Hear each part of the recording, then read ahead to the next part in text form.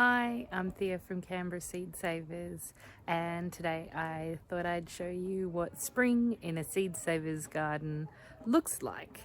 It can be quite different to other gardens, veggie patches, and I just wanted to show you mine. Um, so the patch is actually quite tall and colourful. What I've had happened is I've let everything bolt and go to flower, and then that'll produce seeds. So this is quite unusual. Most people would take out their plants before they bolt to make space for planting new plants, but I want to harvest the seeds off these plants and also feed the bees. So I'm letting them live out their full and mature lives. So let's just take you through what we've got here. This white flower patch that's quite tall, that's daikon radish. There are about 6 plants in here. So most of the flowering plants that you can see are in the brassica family, so in the cabbage family, and these are all the plants that I ate over winter, and now I'm letting them go to seed. There's some Asian greens, and you can barely recognize this one is tatsoi, sort of like a pop bok choy. Here is a red Russian kale that is about to flower, so it's putting out these big stems, big fat stems, put out big flowers which make a big fat seed, which is awesome. That's what we want. The coriander's getting tall, and it actually, instead of the flat leaves that we're used to, starts putting out these little tiny fine leaves, and then it'll put out some flowers, which it's just starting to now. And they'll turn into coriander seed, which I can harvest for seed or for my kitchen, which is just as good.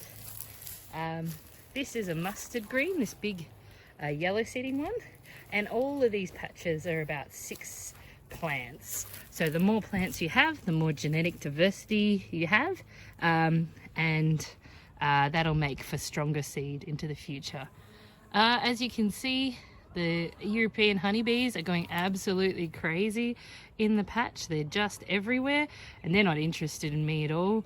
They're just interested in the flowers and getting as much nectar and pollen as they can, which is what I want them to do, because then they'll help transfer around the pollen, and that'll pollinate the flowers, which will produce amazing seeds.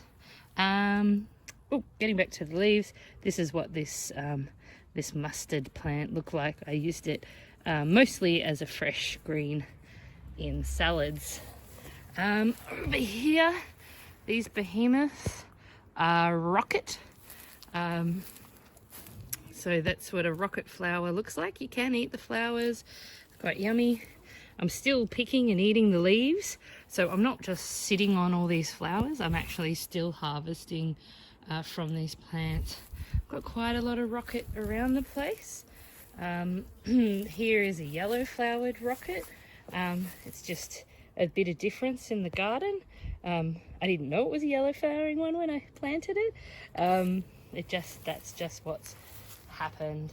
I actually want to show you a rocket that's over this part of the garden, but on my way I have to stop by the borage, which is just putting its seed heads together, and they're gonna come out with a mass of big blue flowers that will feed the bees well into summer.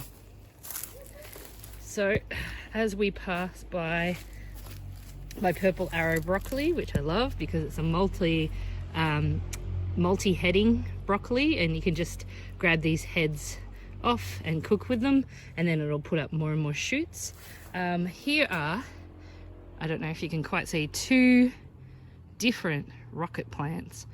That rocket has your traditional lobed variety leaves, and this rocket has a big broad flat leaf. They taste identical. However, this is the more traditional rocket variety, and this one must have crossed with something in the pollination stage. And I'm still eating the leaves, but the difference here is that I'm letting this one flower and go to seed, and this one I've been busy ripping off the flower heads so it doesn't cross-pollinate, and so I can maintain the true lobed variety there.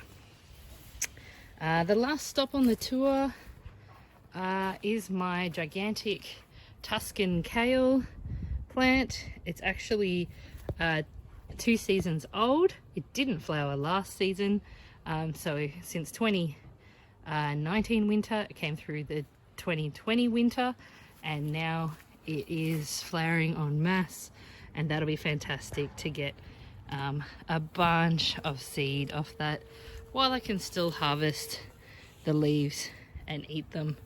What you might notice is when your seed flowers plants start to go to seed like this, these ones in the brassica family can get a little bit more bitter and more punchy, so your rocket will often have much of a stronger flavor, and that's just a change that happens with the season too.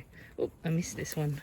Get rid of that from the non-lobed rocket plant.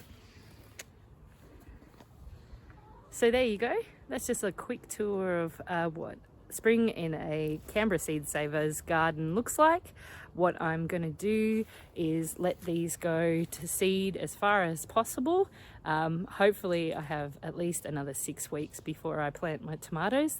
I don't plant my tomatoes until mid-November, and it's currently mid-September, so I've got heaps of time to harvest this seed from these plants, and then I'll be ready to go in with my summer crop. Have a great day.